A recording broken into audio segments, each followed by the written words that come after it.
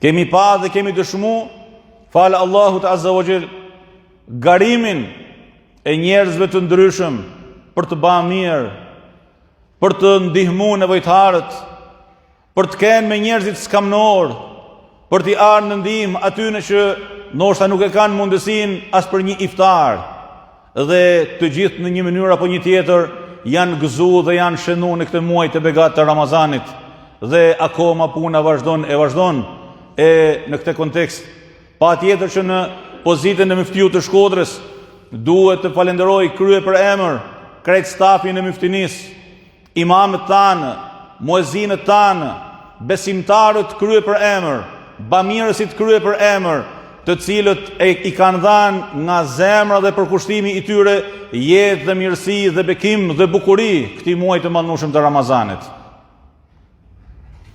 Të gjitha salavatet dhe selamet mate për zemërta, ja dërgojmë sot në këtë ditë e në çdo moment të jetës sonë,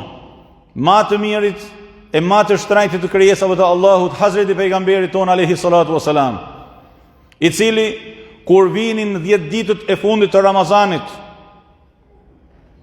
përkushtohej si në asnjë periudhë tjetër të vitit, sa që thuhet se shtërngon të rripin, dhe kjo është metafor e angazhimit dhe seriozitetit në marrëdhënie me adhurimin,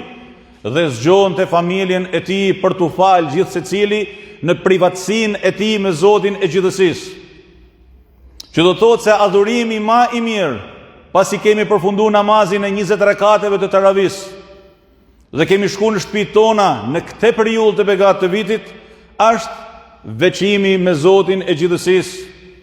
Me marrë një qoshk në shtëpinë tane, a me ardhë në xhami dhe me marrë një qoshk dhe një cep me tespi në dorë, me Kur'an në dorë, pa Kur'an e pa tespi, ti dhe zemra e jote në dorë, dhe me vu kryt në pragun e dashnisë Allahut Azza wa Jall dhe me thanë, ja Rab, pashmallnin tane, ma prano agjërimin e këtij muaji. Allahu me pashmallnin tane, mos më bën